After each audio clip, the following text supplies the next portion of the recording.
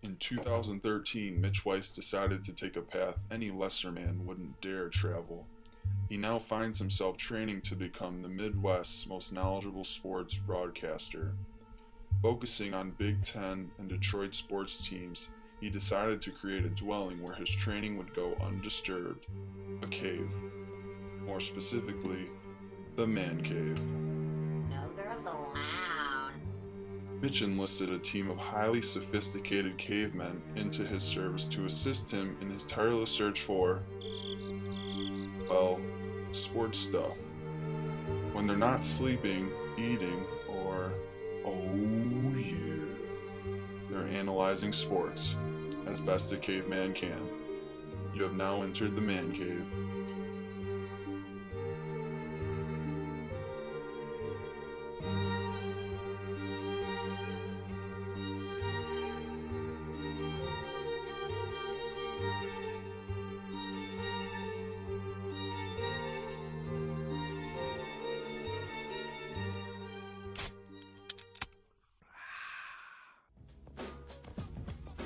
Milton Marcus Lafayette O'Quinn III glides in at 5'11 and 195 pounds of stunning caramel loveliness.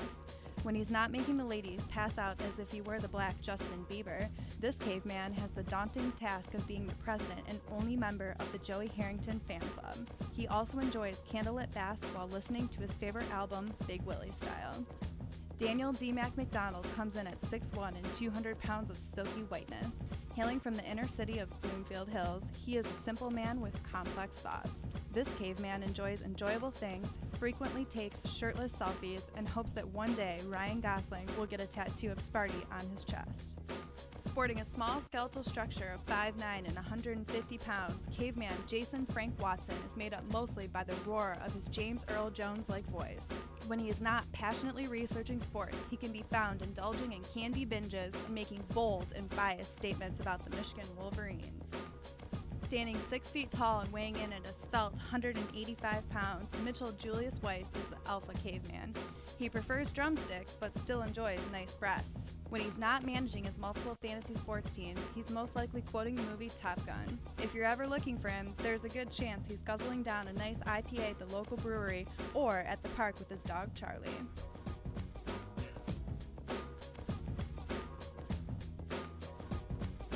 Welcome to the show, everybody.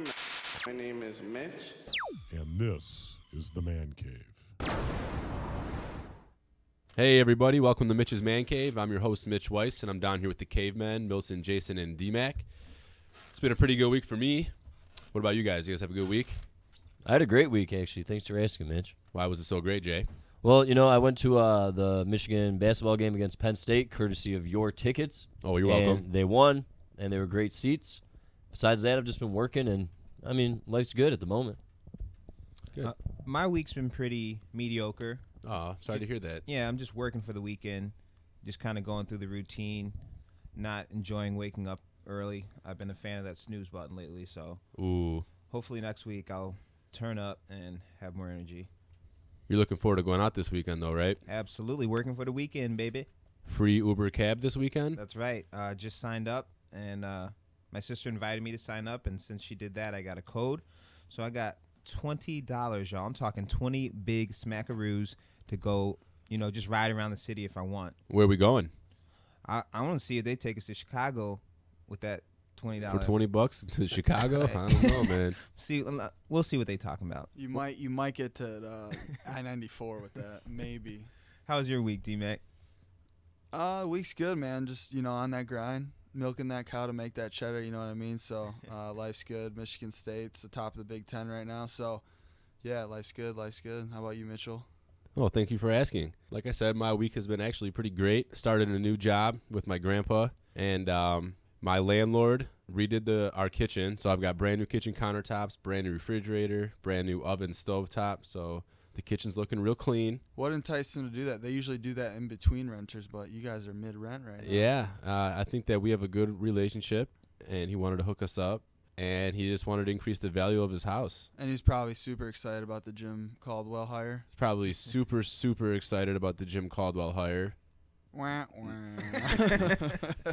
And the highlight of the week, I got into the Royal Oak Brewery's Mug Club. It's a very exclusive club. I signed up probably, I want to say in May. It was sometime over the summer, so maybe June.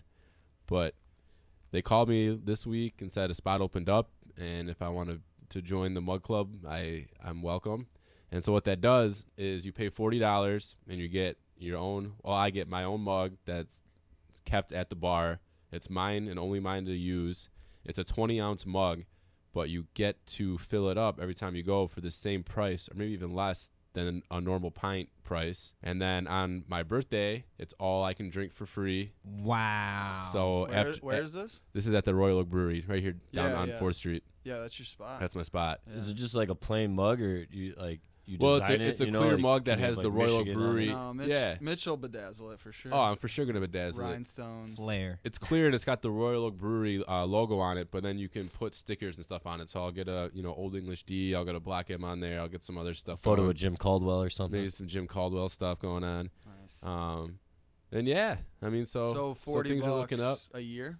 No, I think it's just a one time. I don't know. It's either one time or $40 a year, but either way, I'll cover that $40 and Oh, day eventually one. I'll get that. Yeah. Because after you cover the $40, you get a free 4 ounces of beer every single beer that you buy. Right. So it's a pretty good deal. And then there's Mug Club parties, which I may or may not attend. I have to see. I have to It's great feel. networking. I Man. have to feel it out and see what kind of other guys are in the club. Sure. I'll probably go at least to the first one. And Why just not? to It's feel it one, out. one of the perks, man. Yeah, man. You waited No on the girls waiting list. allowed. Yeah, for sure, no girls allowed. So yeah, let's get into it. The Lions, I'm sure you've all heard, have hired former Indianapolis head coach and most recently the offensive coordinator of the Baltimore Ravens, Jim Caldwell. He's 59 years old, and he's got a 26-2 career head coaching record with the Colts, and 2 of those wins were playoff wins, which is 2 more playoff wins than the Lions have had in the last 50 years. He's been a part of 2 Super Bowl winning teams as an assistant, once as a coordinator with the Colts, and then one as the quarterback coach of the Ravens this past year.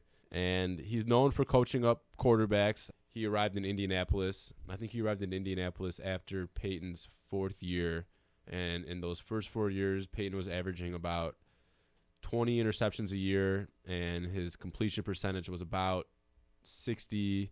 And then as soon as Caldwell got there, he started becoming the Peyton that we know him as now. And then obviously he did wonders with Joe Flacco last year and helping him guide the Ravens to that Super Bowl run. But at the same time, the hire doesn't excite me. And not to say that it's just him.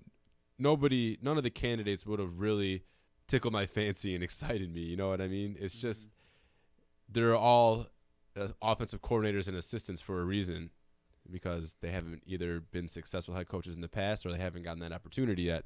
In the Lions case, Ken Wisenhunt, who is the other candidate, and Jim Caldwell have both already been head coaches and ultimately, I guess you could say, failed. I mean, they both coached to a Super Bowl, but then they ended up getting fired in the years following. So it doesn't excite me. And there's news out there that we might be bringing in former Ohio State head coach Jim Tressel as an offensive coach of some capacity, maybe even as high as offensive coordinator. So that would give me just another reason to not be a Lions fan. Like, they don't give us enough reasons as it is. So I want to get your guys' opinion. I'm going to save you for last minute because you're the man cave slappy. So, Jace, why don't you lead off and tell us what you think about the hire? All right. I was saying when we were talking about it a few weeks ago that if we weren't going to get Wisenhunt, that I thought we would get Jim Caldwell, and it seems like that's what happened. I'm not really too excited about it either, except for the fact that, as you already said, he has coached quarterbacks and reached the Super Bowl. One thing that bothers me is that last year the Ravens were 29th in the league, I think, overall, which is pretty sketchy. In offense? In offense, Okay. yeah. And I just hope with our talent that we have in Detroit, which I think is a little more talented than the Ravens offense, I hope Caldwell can do something with that. And to touch on Jim Tressel, I am okay with that. I hate Ohio State. I'm a Michigan man all the way. But if it's going to bring the Lions victories, then I really don't care who coaches here. But I'm excited to see what happens. His press conference was enriching. It was positive. I was pleasantly surprised by his press conference. I thought that he did a really good job. I was afraid that he was going to be just a very monotone, soft-spoken guy. And while he wasn't Jim Schwartz per se, as far as being fiery and whatnot. Right. He did provide a little bit more enthusiasm than I really expected. But continue on, Jace. Like the press conference, I just think he said exactly what he was supposed to say. We're going to win this year. It's going to happen. We're not looking a few years down the road. The main issue I have is the 4-year contract I heard that he signed to, and I would have rather seen like a 2-year or a 3-year with an option, depending on how well he does. I'm not 100% into it. I haven't given it like the A+, but I'll give it a B, and we'll see what happens. Yeah. If we win, then we win, and if we don't, what's really changed? Early, he hasn't even coached a game for the Lions yet, so you can't really give a grade yet. But I would agree if I was going to give one, it'd be in the C-B range, just as a mid-level grade. D-Mac, let's hear what you think about Jim Caldwell. I think you got to give the guy the benefit of the doubt. Manning himself came out and said he was organized, very detail-oriented, and really took his game to the next level. So you got a guy like Peyton Manning vouching for him. You got to take that for what it's worth. I think Caldwell, like you said, impressed me in his conference. He's cool, calm, calculated, but also decisive. I'm definitely going to be optimistic about this. I like you said, I don't know.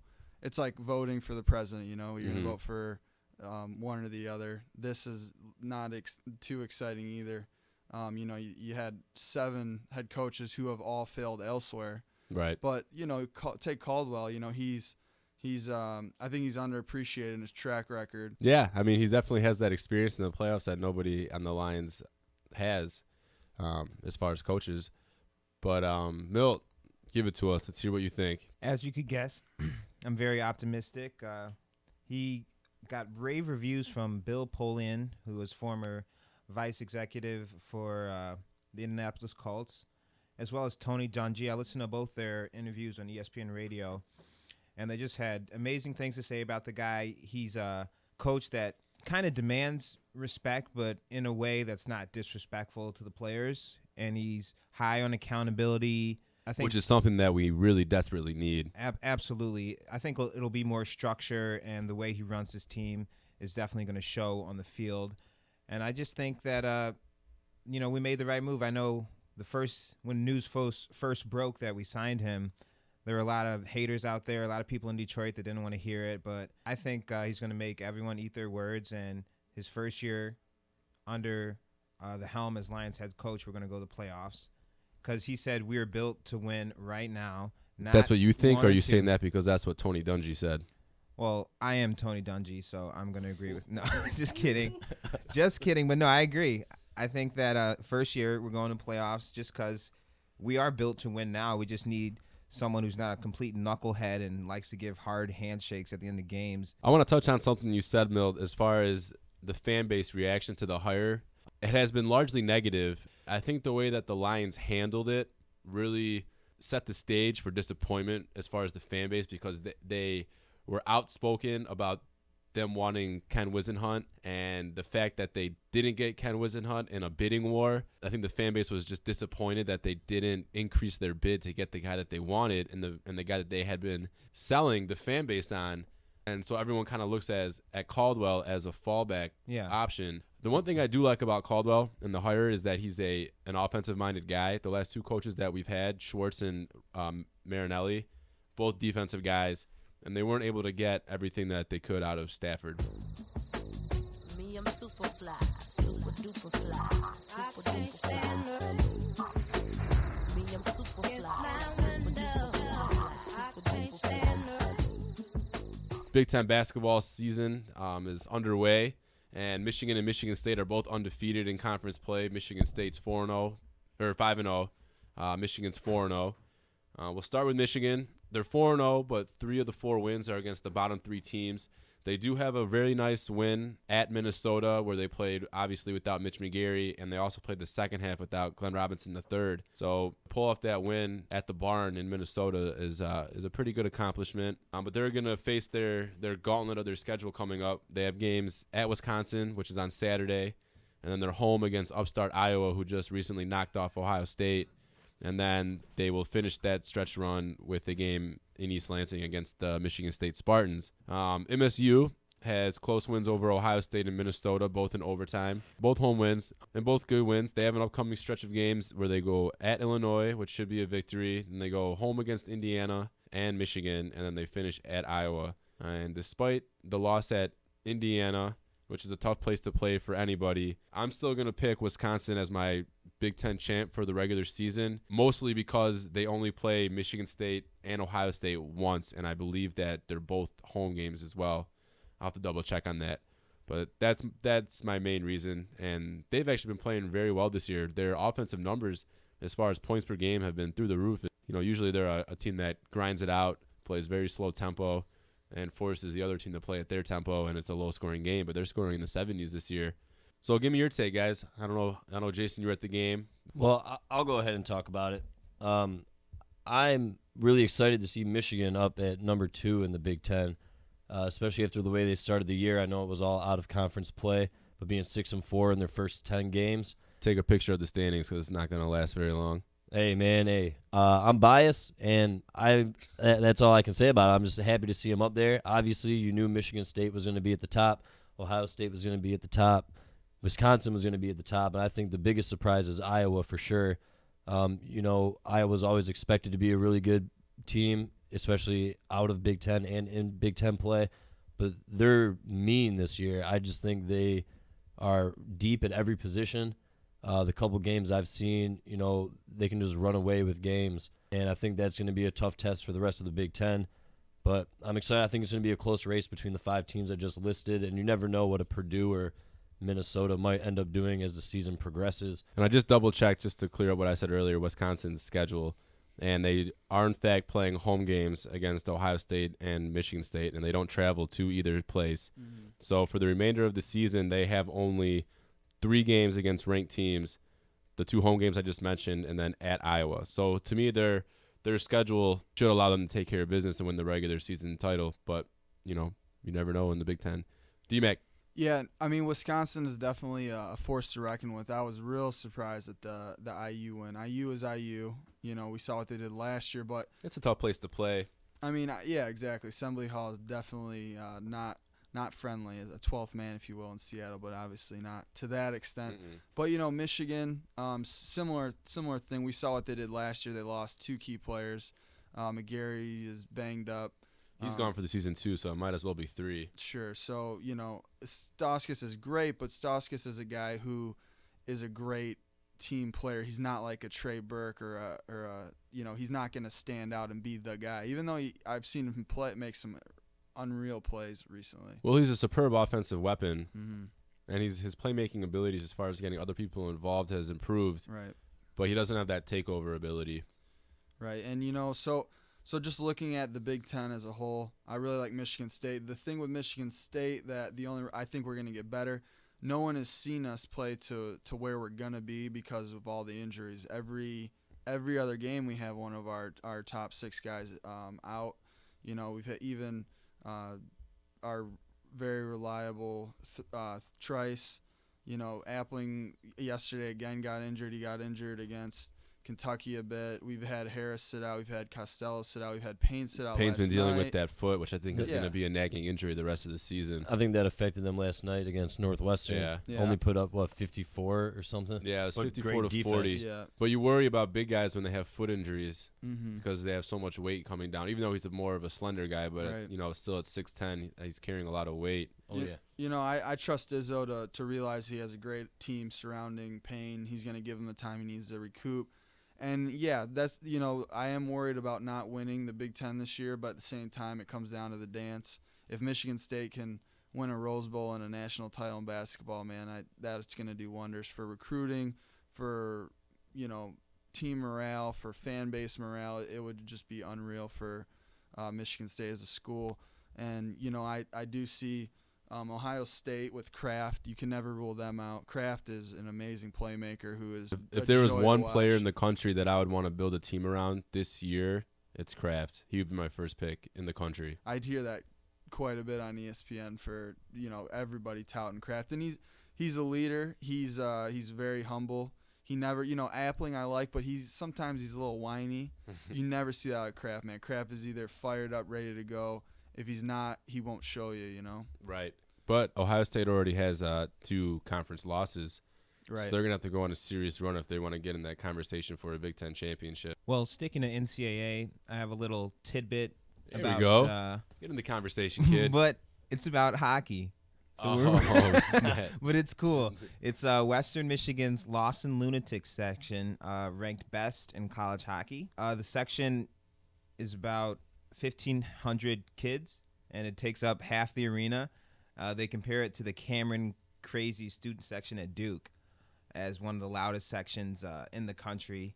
So Western Michigan was first, and then U of M, Penn State third, and Michigan State fourth. So don't sleep on Western Michigan hockey. They got the rowdiest student section in the game. I just thought it was a cool fact of the day. Picture me rolling. Can you see that? Move to the side a little bit so you can get a clear picture. NFL playoffs are winding down to the Final Four.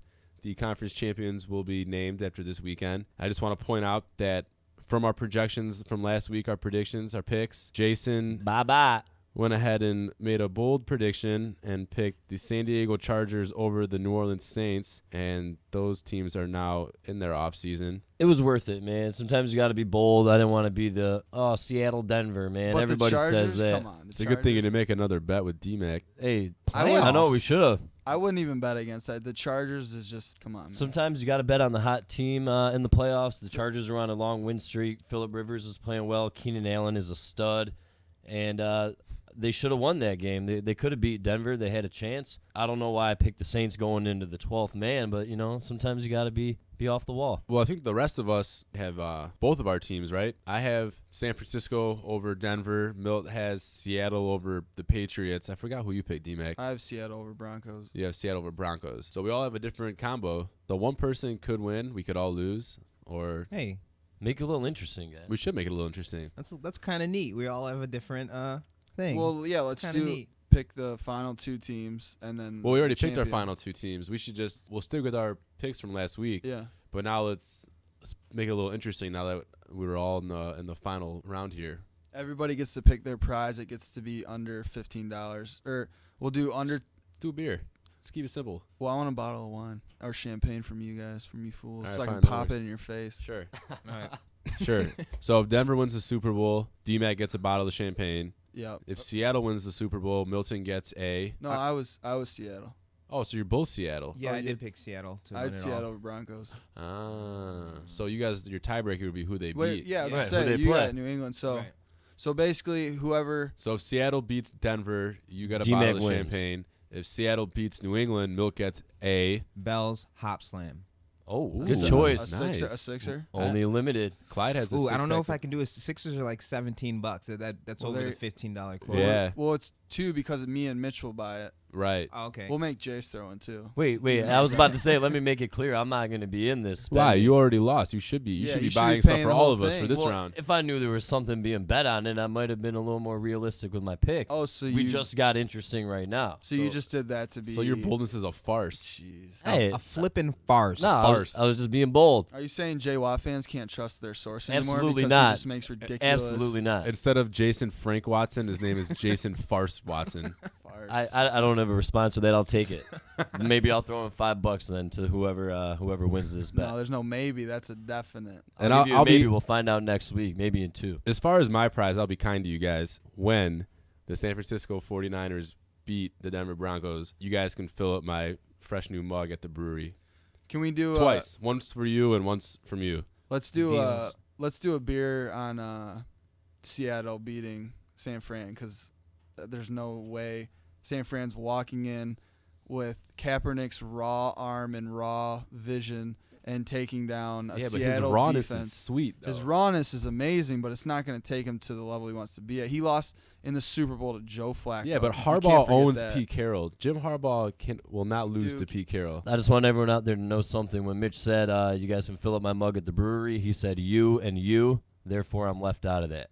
Look at you little penny pincher. Yeah, because keep you're keep Jason Yeah. Farce Watson. Yeah. I wouldn't expect anything else from you. I like that, man. I could get down with that name. I think maybe. Mitch, Jason turn his mic off. Farts He's Watson. done today. But we betting a beer on that. Yeah, we'll do a beer. Yeah, we got Well, it. I get a beer. Milt is not getting hop slam. I'll And- take I'm- one I'm hop saying slam. for. One. I'm just saying for San Fran, Seattle. This is Oh, our, you want this to do is our San? bet. Oh, just you and me side Yeah, bet, a yeah. little side deal. Yeah. Yeah, I'll do a beer on that. Yeah. Just straight up though, right? Straight up. Yeah, I'll go straight up. I Spread. wonder, what is the spread on that game? Does anyone know off the top of their head? I do I'm not. curious. I bet it's like 3.5 or something like that. I'm sure Seattle's favored. Yeah, it's definitely Seattle's favor. Well, let's figure that out. I'm excited for the halftime show though. Bruno Mars. Yeah, it was Bruno Mars, and I was kind of excited about that. But then when they added, who they add? I think the Red Hot Chili Peppers are playing with them. That takes it to a whole new level. For which game? Seattle. No, the Super Super Bowl halftime show right. is Bruno Mars with Red Hot Chili Peppers. I was hoping for Beyonce again, but I'll take Bruno.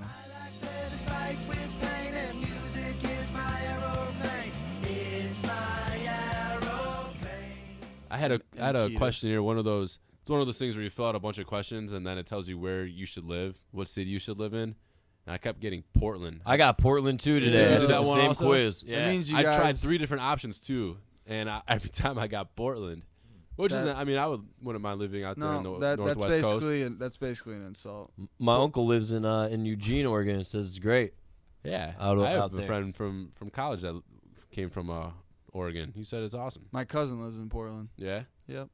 and you don't And- like your cousin? No, my cousin's the man. He's just a different breed of human, you know. But he loves it out there. I'm just saying, like, I know you guys, and I don't think you'd be a Portland kind of guys. You could probably do Seattle, but anyway, or you got that spread? I do have the spread. Oh, let's hear it. Based off of Score Center on my iPhone app, Seattle -3.5. Bah. Good call, There Mitch. you go. So, Mitch, I'm curious as to how in the world San Fran's going to march in there and win. So give me 3 reasons why San Fran comes away with a W and has the Super Bowl for second time. They've held Marshawn Lynch to average yards per carry under 4. I think that Kaepernick is going to outplay Wilson, and I think that Harbaugh is going to outcoach Carroll. Those are my 3 reasons. Farce. No, truth. And Kaepernick's raw. And he's just He's so raw, man. He's super raw. Put that boy in a sushi roll because he's raw. I wanna be a billionaire, so freaking bad. Buy all of the things I never had. Well, we should go to the other matchup though, because there's another big storyline there. Yeah. We've got Brady versus Manning. Brady goes Part- a mile high. Part a million. Brady's gonna toss. I've got Brady doing it again. Was he 10-4 all time against Manning? Yeah. I think if the Patriots do it this year, it would be the most impressive coaching job by Belichick and the most impressive quarterbacking job by Brady I've ever seen. Absolutely, hands down. With all their injuries, no I Mayo, think the Will first Gronk? the first year they won when Brady came out of nowhere and they put that That was good. by far, and that started this whole legacy It did. of the Patriots. But the so. fact that on the offensive side of the ball, they have no Gronk and no Hernandez and a bunch of rookie wide receivers, losing Wes Welker. They signed Danny Amendola, but he's obviously not Wes Welker. And he was hurt half And he the was year hurt. anyway. Yeah. McDaniel's boy is Edelman, and Yeah, Edelman well, look was what they getting- did to Edelman this year. They took Yeah. Edelman. Edelman doubled his career catch total, I think, in just this one season. I want to see Yep. Shane Vereen get involved in the offense this Yeah. week. I mean, LeGarrette, Vereen was out for 8 weeks in the beginning of the season. but catching balls out of the backfield, he's one of the best in the game. they don't got And Corey Dillon no more. Hopefully, They got LeGarrette Blunt, though. Did you see what he did last week? 4 touchdowns. Yeah, Yeah, they resurrected his 250 pounds. And then on the A defensive beast. side of the ball, they don't have Vince Wilfork. They don't have Tommy Kelly. They don't have Gerard Mayo. Now they don't have Brandon Spikes. Injuries keep mounting, and they're still there. And Peyton said today that Tom Brady's playing for the best coach of all time in NFL. They were wondering if that's like a jab at like Manning's taking a jab at Brady to say the only reason you're this good and have all these rings is because you played for the best coach of all time. Well, that's kind of whiny on Peyton's part because Right. Belichick is a defensive coach all the way. They show him on the sideline sometimes during games, and when Brady has the ball on offense, Belichick's not even facing the field. He's on the bench talking to his defensive players. I think Manning and Brady are similar in that respect that, when they're both on the field, they control the game, play calls. They're both the leaders of the squad out there. They don't really take much. So And they're both I don't know how playing much for a that lot. holds. They're playing for a Super Bowl this year, but they're playing for best quarterback of their generation. So they both Possibly all all time. time. Exactly. I think statistically, Peyton's the best of all time. And winning-wise, I got to say Brady's probably the best of all time. Had Caldwell had the chance to coach Joey Harrington, he would have been the best of all time. Oh, God. Damn it. You heard it here on Mitch's Man Cave. Had Caldwell been able to coach Joey franchise Harrington, Joey Heisman Harrington, he would have been the best of all time. And I get the nickname Farce when you got this guy saying this stuff? Well, Milt's just a slappy, but we know that. We don't expect that out of you, though, Jace. All right, well, I'm sorry, everybody. Just keeping it real. I'll do better next time. All right, so real quick, Milt, you're in the Super Bowl. You can pick between two quarterbacks, Peyton and Tom. Who are you picking? Tom. Jace? Peyton. D-Mac? That's the only prerequisite I have to work with is just who's your quarterback regardless of. You're in the Super Bowl. You have to win one game. Who's your quarterback? Well, you got to go with experience in the Super Bowl, so Tom. Yeah, I'm going Tom. I think that's pretty obvious. So I why thi- Peyton? Well, I just think Peyton, is a game manager, and Peyton knows how to win, and especially in this But scenario, does he, though? He's got a sub-500 playoff record. I still he knows how to win.